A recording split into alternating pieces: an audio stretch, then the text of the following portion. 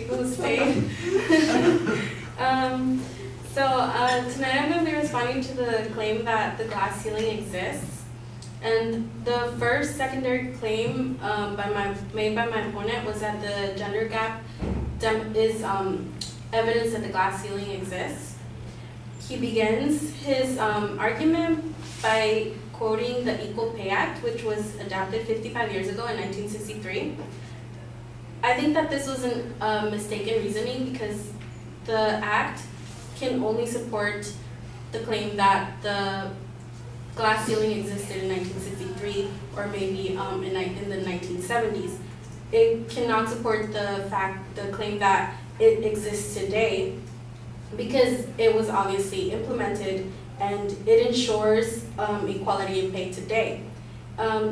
Second, my opponent used an article from Forbes that that supports the gender pay gap. But at the end of the article itself concedes that there is difficulty in comparing the difference in pay between women and men due to the statistical problem of low sample size. The article also states that in 2017, CPOs, which is an executive position of corporations, were found to be out-earning men in the same role. The shocking statistic that women make only 75 cents of every dollar a man makes was gathered by a biased activist group, which was the National Women's Law Center. It's misleading because it was constructed by summing up all the average earnings of men in the workforce and then comparing them to all the average earnings of women in the workforce. It doesn't account for other reasons why there could be differences in pay. This claim does not account for differences in occupation, positions, education, job tenure, or hours worked per week. It diminishes other reasons for differences in pay, and the U.S. Department of Labor supports that many factors contribute to the gender wage gap, and I think that the U.S. Department of Labor is not as biased as the Women's National Law Center. The gender wage gap cannot be used to prove that the glass ceiling exists because it is caused by because it is not caused by gender discrimination, but differences in choices and careers. And if women were actually paid less than men, companies would really only hire women because they want to make profits, right? The second secondary claim that my opponent makes is that it is more difficult for women to be hired. He tries to prove that the glass ceiling exists because women are blocked from higher level positions and are seen as the primary family caretaker.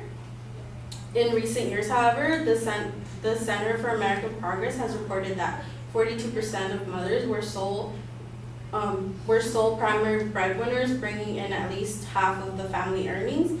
In a 2014 article by Forbes, Neil Godfrey states that a 2013 report found that 2 million U.S. fathers with children in their households were not working outside the home. My opponent tries to claim that maternity leave is evidence that the glass ceiling exists because it only affects women. But paternity leave is an increasing modern day trend, and in 2004, California became the first state to require paid paternity leave and maternity leave for all employees. California's paid family leave insurance program covers part-time workers and employers of small businesses and allows workers to collect 55% of their earnings up to a maximum amount while on leave. As his last piece of evidence, my opponent cites an article from the National Women's Law Center as evidence that women are less likely to be hired and paid as much as men. However, as I stated before, I think the source is biased, and the Department of Labor states that women are more likely than men to have earned their bachelor's degree by age 29. And women's participation in the U.S. labor force has climbed since World War II from 32.7% in 1948 to 56.8% in 2016.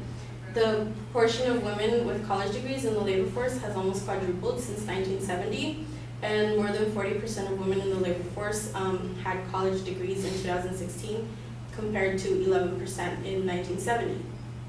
So at the very least, my opponent's evidence can show that the glass ceiling existed before, maybe in the 1960s or the 1970s, but none of it proves that it exists today.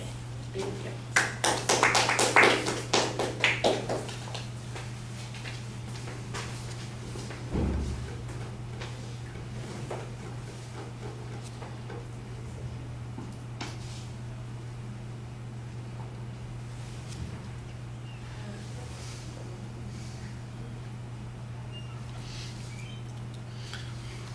All right, I thought you did a good job presenting the counterclaim on the pay gap issue. Some of that is applicable on that first point. There's a nice explanation about how you think some of their information is potentially biased. I like the contrast that you prepare for the Department of Labor versus some group that has a special interest. That's a reasonable press to make. The statistical differences are explained. I thought on the second point that you had a lot of information that suggested that the idea that there's a glass ceiling is, undermined by the amount of women working, the amount of women working for higher pay, the amount of women working with bachelor's degrees, so on and so forth. To suggest that basically we're looking at data that is kind of out of date and misrepresents what's going on. When you combine that with the first point, I think you can have a good general reaction or response to that. I'm rushing a little bit so we can get the